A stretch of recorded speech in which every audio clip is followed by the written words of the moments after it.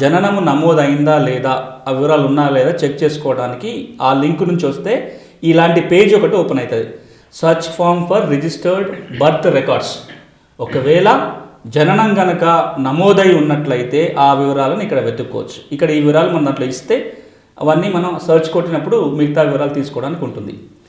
ఈ registration unit ఏదో select చేసుకోవాలి. మిగతా వివరాలు ఇచ్చినట్లయితే ఆ సర్టిఫికెట్ కూడా మనం ఇక్కడ చూసుకోవడానికి అవకాశం ఉంటుంది. అదేవిధంగా ఇది మరణాలకు సంబంధించిన డెత్ సర్టిఫికెట్ సంబంధించిన వివరాలు.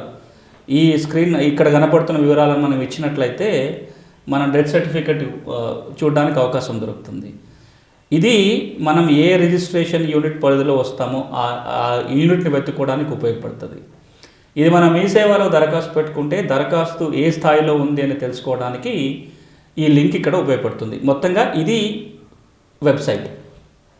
సో ఇప్పటిదాకా మనం మాట్లాడుకున్నది ఏంటంటే 2 కీలక అంశాలు. జననాలు మరణాలు తప్పక నమోదు చేసుకోవాలి. ఎవరు నమోదు చేయాలి అంటే కుటుంబ పెద్ద కానీ ఇన్స్టిట్యూషన్స్ ఎక్కడైతే జరుగుతుందో ఆ ఇన్స్టిట్యూషన్ హెడ్ ఎవరైతే వాళ్ళు నమోదు చేయాలి.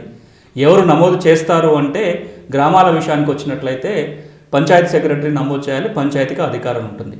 ఒకసారి అది నమోదు అయితే కనుక ఆ వివరాలని మనం ఈ వెబ్సైట్లో చూసుకోవడానికి అవకాశం ఉంది. ఈ వెబ్సైట్లో ఆ వివరాలు కనపడతాయి.